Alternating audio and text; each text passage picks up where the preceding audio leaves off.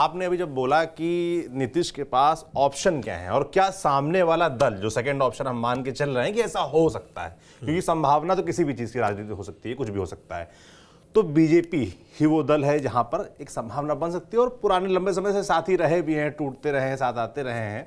ऐसे में क्या जो प्रदेश की भारतीय जनता पार्टी है वो इसके लिए तैयार होगी या चीजें दिल्ली से तय हो जाएंगी, अगर ऐसा होता है कुछ तो? देखिए, अगर आप 2017 की बात करें, जब नीतीश एक बार आरजेडी को छोड़ करके बीजेपी के साथ गए थे, तो उसमें बीजेपी की लोकल इकाई का बिल्कुल इन्वॉल्वमेंट नहीं था। मैं आपको पुख्ता जानकारी दे रहा हूं, सुशील मोदी को कोई जानकारी नहीं थी, ये आप जान लीजिए। जबकि सुशील मोदी डिप्टी सीएम बनाए गए थे और उस समय के सबसे बड़े नेता थे। इसलिए नीतीश के साथ अगर जब कभी भी बीजेपी ने डील किया है तो बीजेपी के टॉप लीडर्स ने डील किया। तो आप ये जान लीजिए कि अगर ऐसा कुछ होता भी है तो जाहिर तौर पर उसमें इन्वॉल्व अमित शाह होंगे, उसमें इन्वॉल्व प्रधानमंत्री मोदी होंगे। लोकल इकाई की अगर आप बात करेंगे तो उनको एक आदेश थोपा जाएगा व्यावहारिक तौर पर। सम्राट चौधरी कह रहे हैं कि नहीं होना चाहिए। मैं आपको जो बातें बताना चाह रहा हूं उस बात को समझिए, क्योंकि ये बात बहुत पहले से बीजेपी में उठ रही थी कि हम कब तक नीतीश कुमार को ढोते रहे, लेकिन बीजेपी हर हाल में लोकसभा चुनाव तक ढोना चाहती थी। मैं इस बात को बेहतर तरीके से जानता और समझता हूं कि नीतीश कुमार का एनडीए में आने का विरोध चिराग पासवान भी करेंगे, बीजेपी के अंदर सम्राट चौधरी भी करेंगे और उपेंद्र कुशवाहा भी करेंगे। समझ गए? नहीं, जीतन राम मांझी नहीं करेंगे, उपेंद्र कुशवाहा भी कम करेंगे, लेकिन चिराग पासवान सबसे ज्यादा करेंगे और सम्राट चौधरी भी सबसे ज्यादा करेंगे। पर अगर शीर्ष नेतृत्व तय कर लेगा तो ये लोग करेंगे क्या? शीर्ष नेतृत्व को अगर दिखाई पड़ता है कि इनके आने से हमारा 40 में से 39 सीट पक्का हो जाता है या 40 सीटें पक्का हो जाता है, तो जाहिर तौर पर शीर्ष नेतृत्व इंटरेस्ट दिखा सकता है। पर ऐसा है क्या, ये एक बड़ा सवाल है। मैंने तो कोई सर्वे किया नहीं है, मैं तो जाता हूं कुछ कुछ जगह पे, वहां जो समझ में आता है वो मैं समझता हूं। क्योंकि अगर आप 5 उपचुनाव को देख लें तो 5 में 3 तो बीजेपी जीता है और 2 ये तमाम गठबंधन 2 जीतने में कामयाब रही है। तो बीजेपी का अपर एज उपचुनाव में तो दिखता है। खास तौर पर लोकसभा चुनाव में बीजेपी और बेहतर परफॉर्म करेगी, क्योंकि चेहरा प्रधानमंत्री मोदी होंगे तो वोटिंग पैटर्न भी बदल जाता है। जहां तक सम्राट चौधरी का सवाल है या बीजेपी का सवाल है, तो बीजेपी बहुत हद तक वहां की लोकल यूनिट मानने लगी है। जो बीजेपी की बिहार की इकाई है वो मानने लगी है कि नीतीश कुमार अब स्पेंड फोर्स हो चुके हैं। नीतीश कुमार का लव कुश समीकरण भी बिगड़ चुका है। नीतीश कुमार से बहुत ज्यादा असर नहीं पड़ेगा। आज सुबह ही मेरी कुछ नेताओं से बात हो रही थी, उन्होंने कहा बहुत असर पड़ेगा तो 4-5 सीट पर असर पड़ेगा।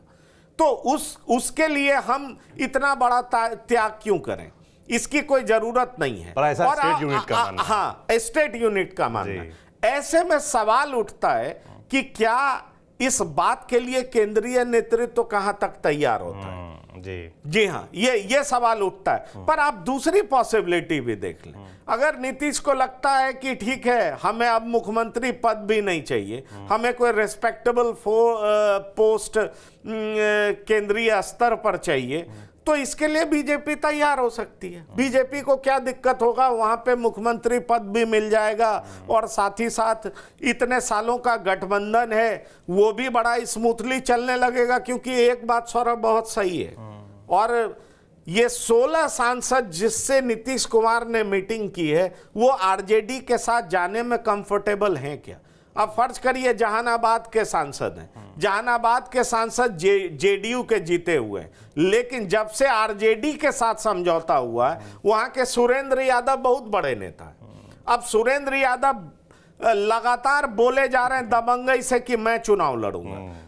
आप चले जाइए सिवान में जेडीयू के सांसद जीते हुए हैं, लेकिन शाहबुद्दीन की पत्नी दावा ठोक रही है कि यहां से मैं चुनाव लड़ूंगी।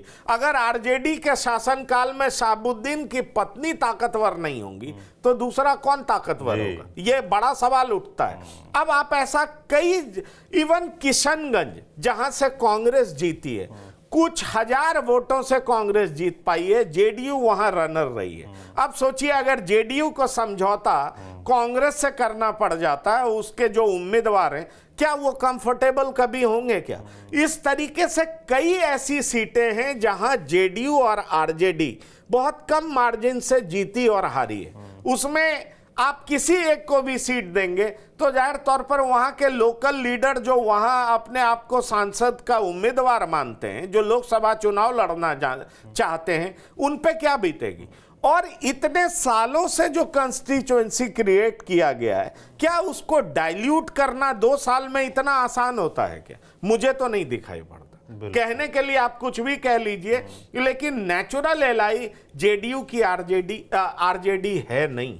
इसलिए जेडीयू में जो आवाज उठती है और खास तौर पर बीजेपी जो कहती है कि ये पार्टी खुद ही टूट जाएगी, इसको जाने दीजिए, कुछ दिन छोड़ दीजिए, ये खुद ही टूट जाएगी, तो इसमें एक दम है। क्योंकि इतने कॉन्ट्राडिक्शंस हैं, उसको लेकर के जेडीयू के लिए चलना बहुत आसान नहीं होगा। और उसमें भी तब जब नीतीश कुमार को आप राष्ट्रीय फलक पर कुछ देंगे नहीं, तो इतने कॉन्ट्राडिक्शंस को लेकर के नीतीश क्यों चलना चाहेंगे? बिल्कुल। यह भी तो एक बड़ा महत्वपूर्ण बात है। बिल्कुल कि एक तो आप राष्ट्रीय फलक पे कुछ करने नहीं दे रहे हैं, आप नेता नहीं मान रहे हैं, संयोजक नहीं मान रहे हैं, दूसरी तरफ आप 2024 के बाद कहेंगे कि नहीं अब मुझे मुख्यमंत्री पद दे दो, और तीसरी तरफ जो जेडीयू के सांसद हैं वो कंफर्टेबल नहीं है, उनका वोट बैंक कंफर्टेबल नहीं है। ऐसे में इतना कोई पार्टी इस तरह की सैक्रिफाइस क्यों करेगी? ये सवाल तो उठ रहा है, और ये सवाल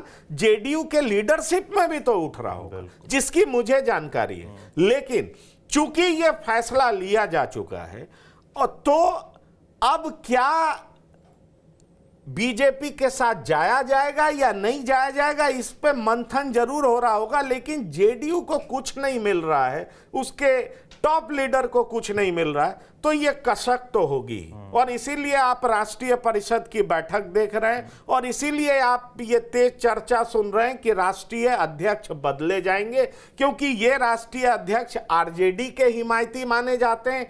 अब कोई ऐसे राष्ट्रीय अध्यक्ष को बिठाया जा सकता है जो आरजेडी से अलग रास्ते पर सोचना शुरू कर दे, और यहीं से शुरुआत हो जाएगी कि जेडीयू क्या अलग चलने की सोच रही है।